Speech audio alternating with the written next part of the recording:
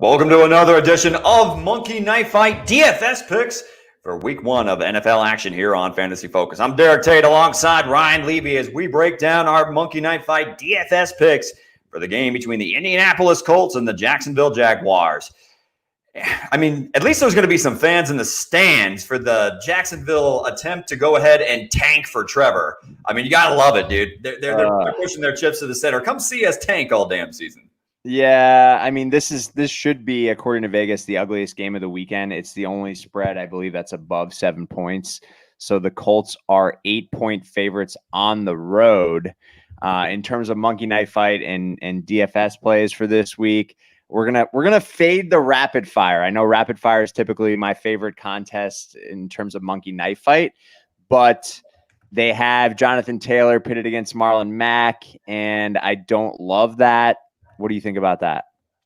I'm staying away from anything involving the yardage totals or anything of that nature when it comes to Jonathan Taylor versus Marlon Mack. I think they both have good games, but I don't want to try to pick who's going to be more productive because I have no idea how the share distribution and snaps are going to go. Let's just fade that. Like, there's no reason to play that contest, right? And try to jam a square peg into a round hole. I'm staying away from that. But I do think both will have a very, very effective game with their touches. I see a world that the Colts are playing from ahead early, and both players get 10 or more carries. Yeah, I'm with you on that. I think there's plenty of value, and we're gonna pivot here to the touchdown dance play on Monkey Knife Fight instead of playing rapid fire for this specific game. But in season long leagues as well, I'm actually comfortable starting both of these guys. I know Marlon Mack's had a good camp, and Jonathan Taylor is a hell of a talent, and he had a good camp as well. I just think there's plenty of value for both of these guys in season long, especially in week one. But for touchdown dance, if you guys have never played on Monkey Knife Fight, make sure when you're using or making your first deposit, use code FOCUSED and you'll get 100% match bonus up to $50. So deposit 50, you'll start with 100. So you're getting ahead immediately. But for touchdown dance, they've got it set, the bar set pretty low here. So to get 1.5 times your buy-in, so you buy in for $10, you're going to get 15 in return. You just need 2 touchdowns out of 3 players. So it's that simple, right, Tater? But we're gonna mix it up here. We're gonna go over 2.5 touchdowns. So we need 3 touchdowns, and we're gonna get 3x our buy-in. So talk to me, Goose. Who do you like here? So I'm gonna do the stack of, and this may be a little bit unpopular, but I personally am gonna go with the stack of the Indianapolis running backs. That's where I find the most value as far as best options to score touchdowns this week. Now, don't get me wrong. I do think that Phillip Rivers does throw 1 touchdown pass this week, probably off of a play action, and he finds whether it be T.Y. Hilton or even I like a sneaky play in Paris Campbell. But give me Marlon Mack and Jonathan Taylor. I think that there's a world where both of these guys find the end zone because I think they're just going to be able to impose their will on this Jacksonville unit up front. For sure. I'm with you on that, except we've got one slight problem here. It looks like they have not uploaded the rookies yet on the touchdown dance. So we've just got Marlon Mack in here, and then we do not have the option to play Jonathan Taylor yet. All right. So that's a bummer. Which means this contest looks a little bit less enticing for me personally. But do I still think that the Colts are going to score 3 or 4 touchdowns on this Jacksonville defense? I do. It means bump up Marlon Mack in particular and give me T.Y. Hilton. I mean, the Jacksonville secondary, I know they drafted Henderson out of the University of Florida, but it's a rookie going against a healthy T.Y. Hilton heading into the season. I expect Hilton to produce when he's healthy and with P. Riv slinging the rock. Yeah, I'll go with Hilton and Marlon Mack as my 2 Colts that I want. And then if I'm going to go with a Jacksonville player, I mean, DJ Chark is definitely the guy that I want. Even with if you're doing a DFS stack, period, Minshew and Chark are 2 guys that I'm fully on board with that I think are going to have solid week ones. This Jacksonville offense is going to be throwing the ball quite a bit because we don't know what the hell to expect from their running game whatsoever. And not to mention, I thought that DJ Chark had one of his best games against the Indianapolis Colts last year in Week 11, 8 receptions for 104 yards. So, I mean, the table's kind of set for the game flow to be in his favor. I do think he finds the end zone in week 1. Yeah, I'm with you on Chark for sure. And due to the fact that we can't play Jonathan Taylor in this specific contest, I'd rather just go with the safe money and go with more than 1.5 touchdowns between these 3 players. So I agree with you. I'm going to go Mack, Chark, and Hilton. I guess to play devil's advocate, though, what do you think about sliding Jack Doyle in there? You know, P. Riv loves the tight end piece, so it's so tempting, man. In some DFS lineups, I will have Jack Doyle. There's no doubt about it. And in some leagues, I drafted him in the 14th round or whatever it was. You know he's going to have a nice, relevant fantasy season this year. He's just been dealing with a neck injury, but I mean, if he's healthy and a 100% a go, I mean, there's definitely a world where I see Jack Doyle, you know, being a better red zone option than T.Y. Hilton. In particular, when you have that running game, I just think that there's so many play action options that you're going to have for P. Riv in this Indianapolis offense, in particular this week against the Jags. So, yeah, I mean, if you'd rather go with Jackie Doyle piece over T.Y. Hilton, I'm 100% on board with that. All right, cool. So now we're going to move on to a more or less 35x your buy-in. That is right. So you bet $2, you win 70. It's that simple.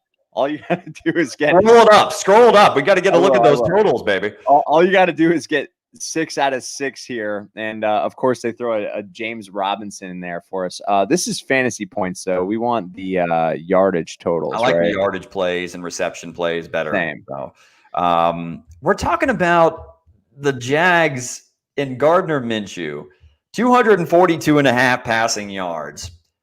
I think I'm going more. I know that that's probably a little unpopular, but I just don't see a scenario where the Jags aren't playing from behind, where Gardner Minshew isn't playing in garbage time, in which we've seen even a quarterback that reminded us back in Jacksonville, Blake Bortles, you can put up numbers if you're having to throw the ball all day, every day in the third and fourth quarter trying to stay competitive. And I may be in the minority, but I actually really like some of Minshew's options, whether it be, we already mentioned DJ Chark, D.D. Westbrook is no scrub. And by the way, this kid out of Colorado, Laviska Shenault Jr., he's healthy and good to go. I expect him to get involved in this offense. And Chris Thompson isn't a bad ho-hum option out of the backfield for a check down. So, yeah, I mean, I actually think Minshew hits the more on 242.5 passing yards. I am actually going to agree with you here. I mean, I mentioned it earlier to start this episode. Vegas has the Colts as an 8-point favorite, so they are also expecting the Jags to be playing from behind. So 242 yards is not a big total. I could see Minshew getting like 270 or something like that with 2 touchdowns and a pick or something. So I am on board with that. Now, what do you think about P. Riv, though, at 239.5? I expect the Colts to run the ball 30 times in this game. So I want to lean less. That's the game flow portion of it that I want to go less on this as well. But the defense for the Jags, I expect to be, towards the bottom fourth of the entire league throughout the entire season. So can I see a world where P. Riv just slinging the rock? And they do have a couple big play options. I mean, I like Paris Campbell, who's healthy, and Michael Pittman Jr., but I'm taking the less. The game flow, I just think that they're going to be taking the air out of the ball by like halfway through the third quarter. So unless he just goes nuts in the first half, then you're not getting your yardage total. Yeah, I'm with you there for sure. And then moving on to the next one, we got DJ Chark at 4.5 receptions. For me, I'm smashing the more on that one. More on that as well, all day. All right, cool. All right, so fourth leg here, Marlon Mack, 59.5 rushing yards. I also want to lean more here. I'm taking more. Yeah. I mean, even if he only sees 12 carries, there's a scenario with how dominant that unit is up front and how weak the Jags are. I mean, you have a team that wants to run the football and then a team on the other end that won't be able to stop the run. They lost their best run stopper in Calais Campbell. So, yeah, I mean, I think, again, if they were to put Jonathan Taylor right there and put that same number, I would actually probably go with the more. I just think that they're going to run. This team's going to run for 150 yards in this game, in my opinion. Yeah, I'm with you 100% on that. If Jonathan Taylor was also in this. I would also take more, for the record. I'm with you on that for sure. But what do you think about T.Y. Hilton at 66.5? This is the one that does it. If I were to put only $2 on this, and then if I could put another lineup on it, they won't let you do that though. They're smart. I know. But if I could, I would probably go more and less on T.Y. Hilton. But in particular, I'm 66.5 yards is a little bit tricky. I do think that he hits that though. I think he pops a big play. Again, if there's a guy that I anticipate will be the go-to guy on third downs and can probably benefit from a dominant running game and play action and winning a one-on-one matchup, it's T.Y. Hilton. So I'll go more on that, even though I don't feel rosy about it. Yeah, I'm with you. I think these last two are probably the toughest. Jack Doyle is set at 4.5 receptions. I see him with 4 catches, man. I don't know. Yeah, I'll roll with you on that. Again, I think I keep banging the drum, and I'm going to stay consistent. I think that this team's going to be running the football predominantly in this game. So let's go less. All right, cool. I like it. Any additional thoughts on this game? Do the Colts cover the spread? I do believe I believe they do. Even though I don't think Minshew is garbage by any stretch, I just don't. I mean, the pieces around him, the defense, and the fact that the Colts now have a veteran quarterback under center and a dominant running game, I just think that the recipe is there, that there's nothing that the Jags are going to be able to do to slow down the Colts rushing attack. It's that simple. And they're not going to be able to keep up. I agree. I just don't think they can keep up. I think Minshew will be fine. If you're playing in a 2-quarterback league, or if you got him, more in your monkey knife fight, or if you're playing another DFS lineups and you want a sleeper, I think Minshew's fine and he's going to get his, but I don't think they can keep up with the Colts in this game. So I'm with you for sure.